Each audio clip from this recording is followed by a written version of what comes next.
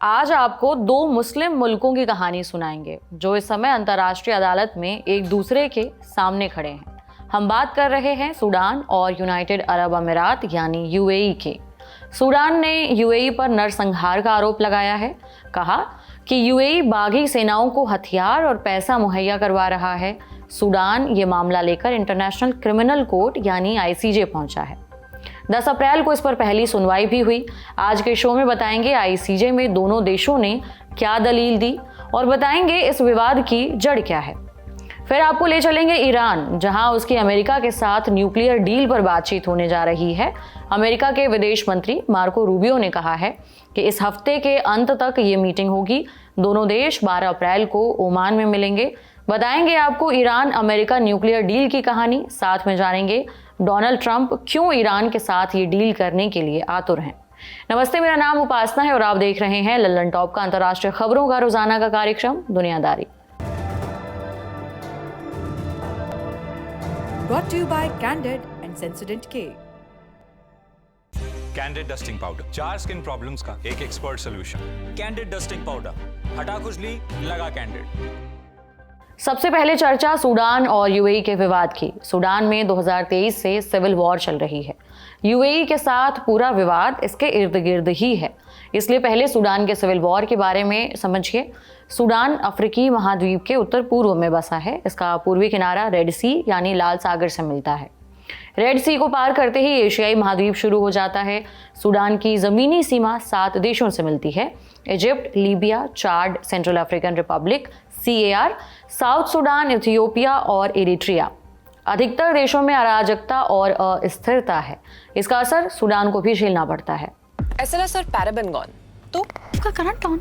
What then? इसके potassium ions करी 2 का करंट गॉन, लाइव का करंट ऑन। सूडान की राजधानी है खार्तूम। आबादी लगभग 5 करोड़ है। 90% से ज्यादा लोग इस्लाम मानते हैं। लगभग 6% लोग ईसाई हैं। बाकी में दूसरे धर्म आते हैं। सूडान में 3 बड़े सिविल वॉर हो चुके हैं। पहली जंग 1956 में शुरू हुई थी।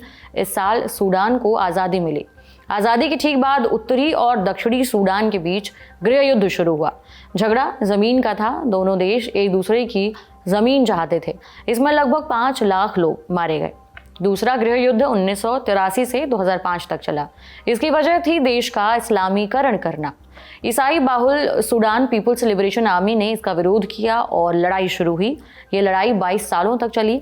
इसमें 20 लाख से ज़्यादा लोग मारे गए। तीसरा गृह युद्ध अभी चल रहा है। इसकी शुरुआत अप्रैल 2023 में हुई थी। आज हमारा फोकस इसी पर होगा। इस टकराव के केंद्र में 2 जनरल हैं। पहले हैं अब्देल फतह अल बुरहान, जो सूडान आर्मी के मुखिया हैं। दूसरे हैं जनरल मोहम्मद हमदान दगालो, जो पैरामिलिट्री गुट रैपिड सपोर्ट फोर्सेस RSF को लीड कर रहे हैं। अभी RSF क्या है? इसकी स्थापना 2013 में हुई थी। उससे पहले ये लड़ाके जंजीवाद फोर्स का हिस्सा थे, जिन्हें स्थानीय कबीलों से लिया गया था।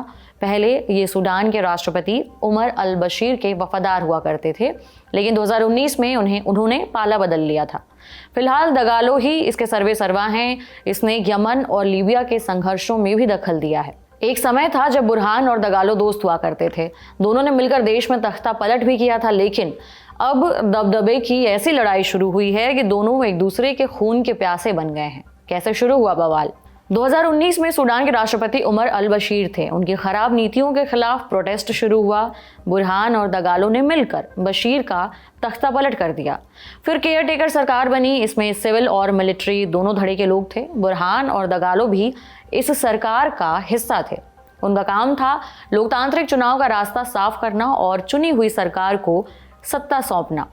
लेकिन 2021 में बुरहान ने सिविलियन प्रतिनिधियों को केयरटेकर सरकार से बाहर निकाल दिया। खुद सर्वे सर्वा बन गए। दगालो को नई सरकार में भी पावरफुल पोजीशन मिली, पर दगालो के पास RSF थी। इसमें 1 लाख के करीब सैनिक थे। इससे बुरहान को डर रहता कि दगालो कभी भी मेरा तख्ता पलट कर सकता है। इसी तरह दगालो के मन में चल रहा था कि मैं हमेशा पिट्ठू बनकर नहीं रह सकता। इस बीच बुरहान ने RSF को आर्मी के नियंत्रण में लाने का प्लान बनाया। दगालो ने इसका विरोध किया। जब बात नहीं बनी तो अप्रैल 2023 में दोनों के बीच युद्ध शुरू हो गया। इस युद्ध को शुरू हुए 2 साल हो गए हैं, लेकिन जंग अभी तक जारी है। इस जंग की वजह से सूडान में बदतरीन मानवीय संकट पैदा हुआ है, जिसमें हजारों लोगों की जान गई है। 1 करोड़ 20 लाख से ज्यादा लोगों को अपना घर छोड़कर जाना पड़ा है। 33 लाख से ज़्यादा लोगों ने पड़ोसी देशों में शरण ली है। सूडान के कई इलाकों में भूखमरी के हालात बन गए हैं। कई जगह अकाल घोषित किया जा चुका है। आज हम इसकी चर्चा क्यों कर रहे हैं? जैसा शुरू में बताया, सूडान ने यूएई पर आईसीजे कोर्ट में केस किया है। 10 अप्रैल को इस केस की पहली सुनवाई हुई। इस दौरान सूडान ने कहा, यूएई दारफुर इलाके में मसालित समुदाय के लोगों का कत्लेआम कर रहा है। UAE rapid support forces RSF को हथियार दे रहा है। आरएसएफ के लोग ही मसालित के खिलाफ नरसंहार कर रहे हैं। हमारे पास इसके पूरे सबूत हैं। हमारे पास आईसीजे में आने के अलावा कोई चारा नहीं बचा था। मसालित लोग कौन हैं? ये पश्चिमी सूडान और पूर्वी चैड में रहने वाला एक जातीय समूह है। ये लोग मसालित भाषा बोलते हैं। इनका ओरिजिन ट्यूनीशिया माना जाता है। पलायन करके ये लोग सूडान आए। इनकी शिनाख्त नॉन अरब अफ्रीकन जाति के तौर पर होती है। यही विवाद की एक बड़ी वजह बना है। दरअसल दारफुर इलाके में एक बड़ी आबादी अरब अफ्रीकन की भी रहती है। इन्हीं अरब अफ्रीकन के नौजवान आरएसएफ और दूसरे संगठनों के साथ मिलकर मसालित लोगों को मार रहे हैं। ये तो हुए सूडान के आरोप। यूएई ने इस पर क्या कहा? यूएई ने सूडान के सभी आरोपों से कन्नी काट ली है। कहा है कि युद्ध शुरू होने के बाद से हमने सूडान के किसी भी गुट को हथियार नहीं दिए हैं। हमारे ऊपर ये केस बनता ही नहीं है। इसे खारिज कर देना चाहिए।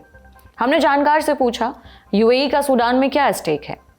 देखिए, यूएई का सूडान में एक सीधा स्टेक है कि वहां अरब मिलिशिया हैं जो लोकल जो नॉन अरब लोग हैं उनको मार रहे हैं। तो यूएई का पर्सपेक्टिव वहां सिर्फ अरब लोगों को बचाना है और अरब हितों की सुरक्षा करना है और एक अपना स्फीयर ऑफ इन्फ्लुएंस बढ़ाना है अफ्रीका में या जो नॉन अरब वर्ल्ड है उसमें।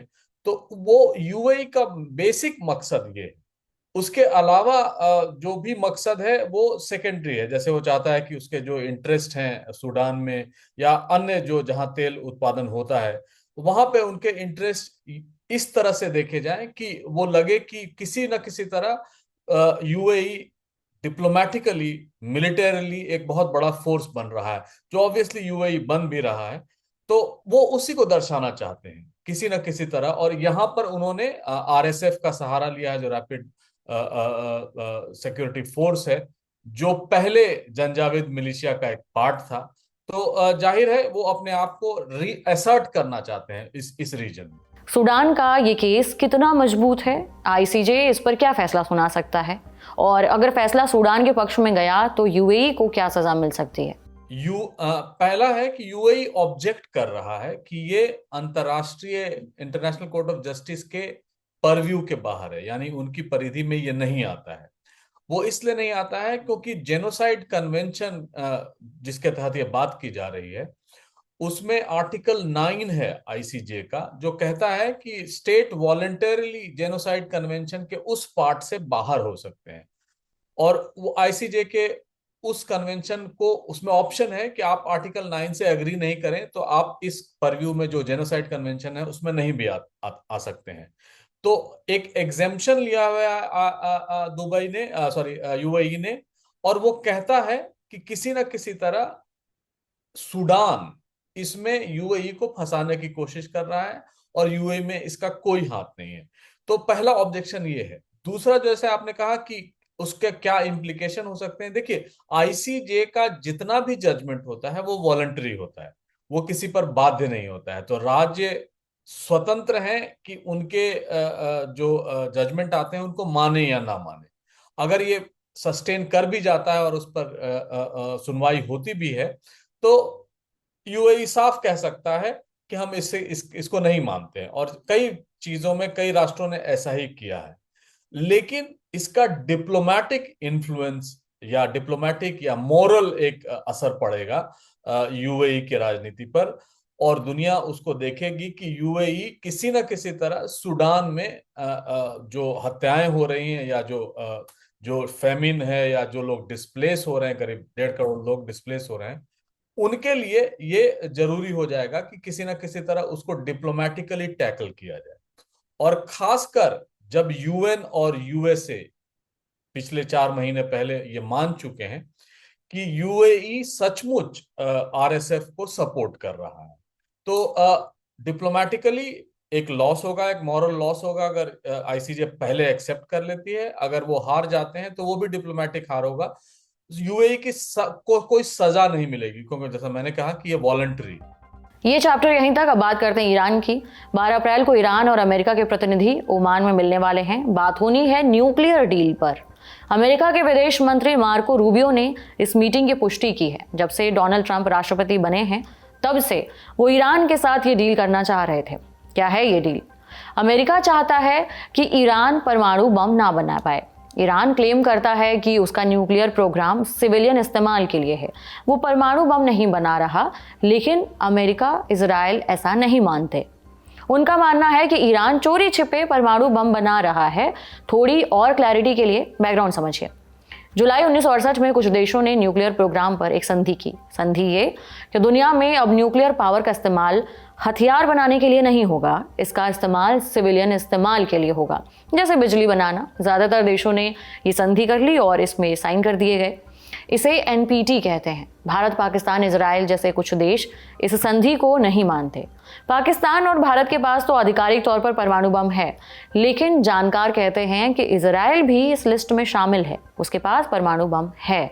बहरहाल ईरान ने भी एनपीटी में साइन किए हुए थे, लेकिन साल 2000 के आसपास जांच एजेंसियों ने पता लगाया कि ईरान परमाणु बम बनाने की तैयारी में है। 2010 में अमेरिका, यूनाइटेड नेशंस और यूरोपियन यूनियन के देशों ने ईरान पर कई तरह के प्रतिबंध लगा दिए। कहा कि आप जब तक परमाणु बम बनाने बंद नहीं करेंगे, हम प्रतिबंध नहीं हटाएंगे।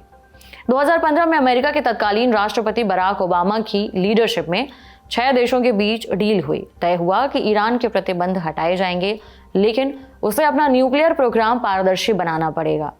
यूएन की परमाणु एजेंसी आईएईए के अधिकारी इसकी निगरानी करेंगे। ईरान राजी हुआ, उससे प्रतिबंध हटा दिए गए, लेकिन ये डील महज 3 साल चली। 2018 में डोनाल्ड ट्रंप ने ये संधि तोड़ दी और ईरान पर फिर से प्रतिबंध लगा दिए।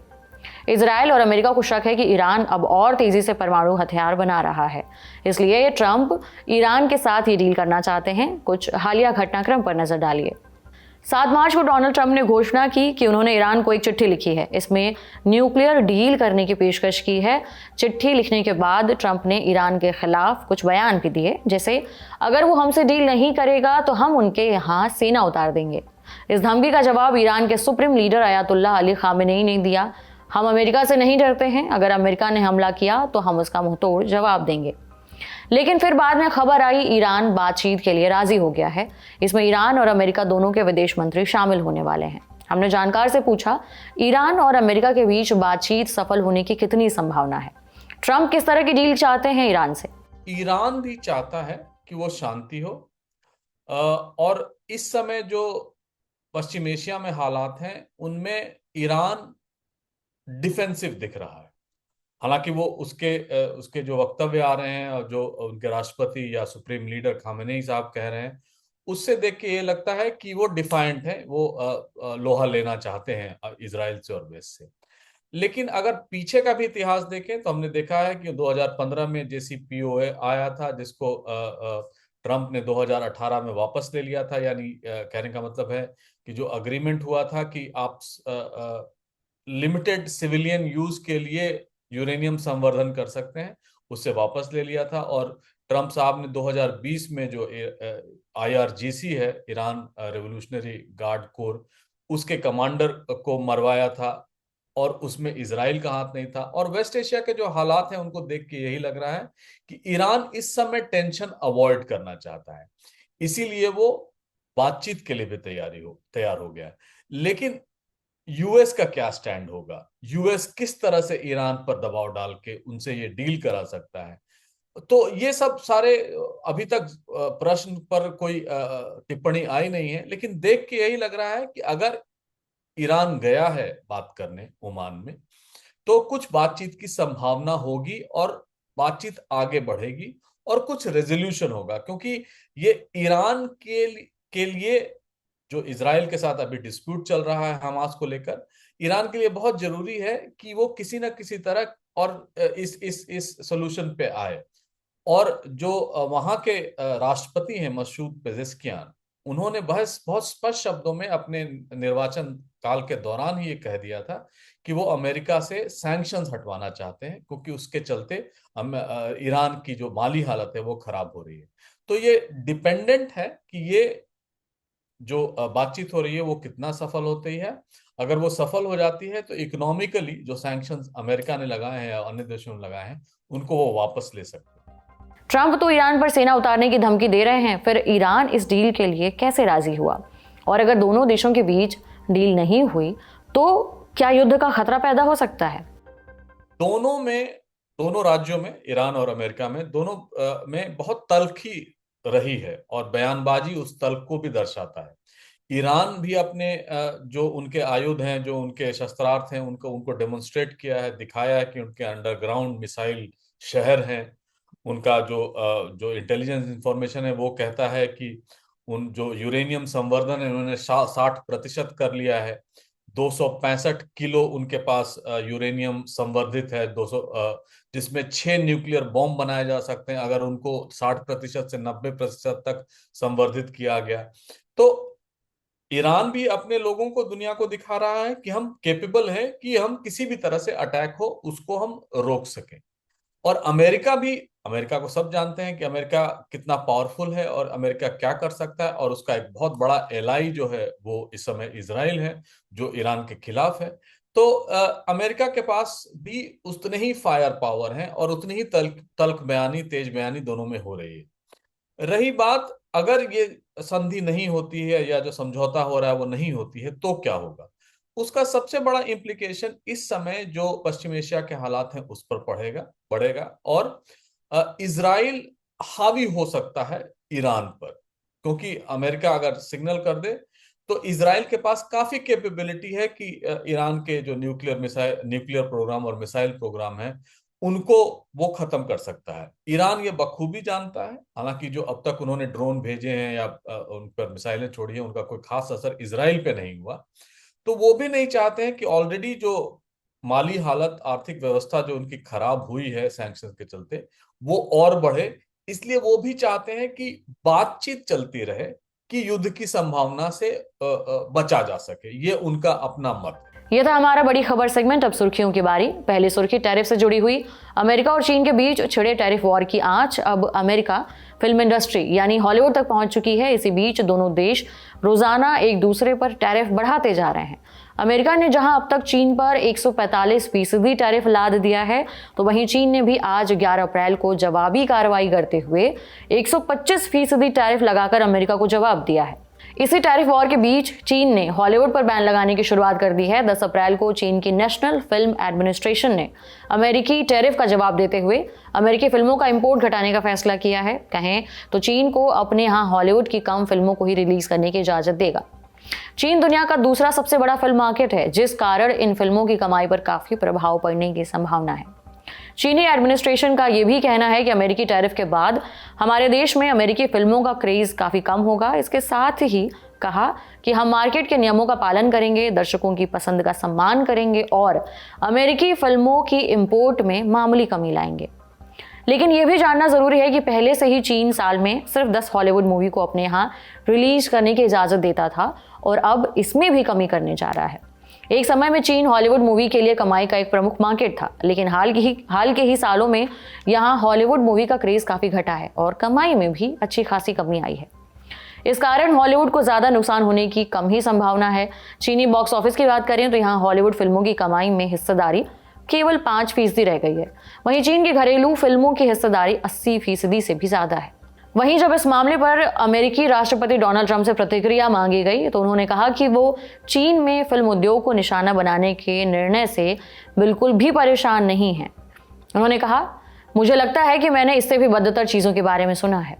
दूसरी सुर्खी इजराइल से, जहां प्रधानमंत्री बेंजामिन नेतन्याहू ने अपने लगभग 1000 रिजर्व एयरफोर्स पायलटों की बर्खास्तगी करने का समर्थन किया है, जिसमें से ज्यादातर रिटायर्ड पायलट हैं। लेकिन क्यों? इन लोगों ने एक लेटर लिखकर गजा वॉर खत्म करने की मांग की थी और गजा पर इजरायली हमले की निंदा की थी और कहा था सैन्य बंदियों की वापसी केवल सीज फायर के माध्यम से हो सकती है, ना कि सैन्य कार्रवाई करके। इसके साथ ही उन लोगों ने सरकार पर आरोप लगाया था कि ये वॉर केवल पॉलिटिकल और पर्सनल इंटरेस्ट के लिए जारी है, ना कि हमारे डिफेंस इंटरेस्ट के लिए। 10 अप्रैल को ये लेटर जब इजरायली अखबारों में छपा तो वहां राजनीतिक बवाल मच गया। इन पर कार्रवाई की गई। इजरायली सेना के चीफ ऑफ स्टाफ इयाल जमीर ने बर्खास्तगी करने की मंजूरी दे दी। वहीं इस पर जमीर ने कमेंट करते हुए कहा कि ये एक गंभीर मामला है, ऐसी याचिकाओं पर हस्ताक्षर करने के बाद वही सेना में वापस नहीं लौट सकते। रक्षा मंत्री इजराइल काट्ज ने भी इस लेटर के लिए उनकी कड़ी आलोचना की और कहा ये वॉर की वैधता कमजोर करने का प्रयास है। इसी बर्खास्तगी का समर्थन करते हुए नेतन्याहू के हवाले से इजरायली पीएमओ ने एक्स पर पोस्ट किया और इन्हें इजरायली समाज को भीतर से तोड़ने की कोशिश करने वाले चरमपंथी तक कह दिया। साथ ही कहा कि इनका लक्ष्य सिर्फ सरकार गिराना है, ये न तो सैनिकों का प्रतिनिधित्व करते हैं और न ही जनता का। आईडीएफ लड़ रहा है और हम सभी इनके पीछे खड़े हैं। आज का दुनियादारी यहीं समाप्त होता है। अब अगले हफ्ते मुलाकात होगी। अपना और अपनों का ख्याल रखिए। शुक्रिया। शुभ रात्रि।